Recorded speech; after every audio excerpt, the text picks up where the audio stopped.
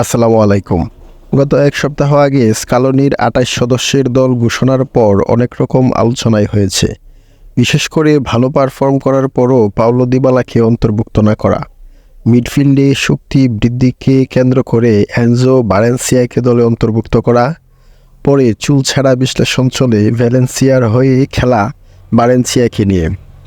আলোচনায় না থেকেও হঠাৎ দলে ডাক পাওয়ায় বেশ অবাকই হয়েছেন সবাই। তারপর ঘটতে থাকে ইনজুরির মিছিল। প্রথম খবরটি আসে সিরিয়ায় খেলা জুভেন্টাস ফরওয়ার্ড নিকোলাস গঞ্জালেস এর কাছ থেকে। যদিও তার ইনজুরি গুরুতর নয়, তবে ক্লাব কর্তৃপক্ষ তাকে নিয়ে রিস্ক নিতে চাচ্ছে না।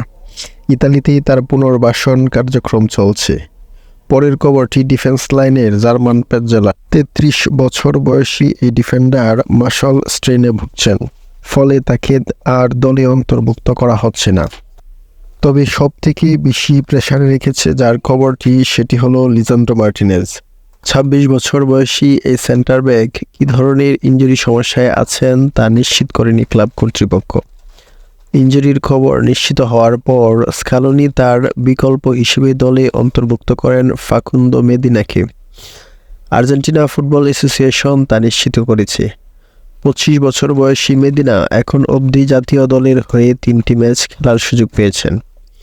২০২০-২০২১ সালে কাতার বিশ্বকাপের বাছাই পর্বে ইন্দোনেশিয়ার বিপক্ষে একটি ফ্রেন্ডলি ম্যাচে ২০২৩ সালের জুন মাসে সর্বশেষ মাঠে নেমেছিলেন।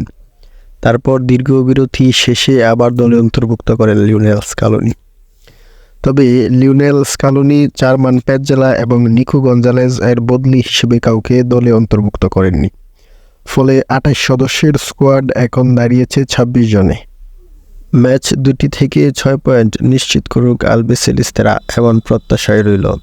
ফুটবল ভালোবাসুন, উপভোগ করুন সেরা সময়। আল্লাহ হাফেজ।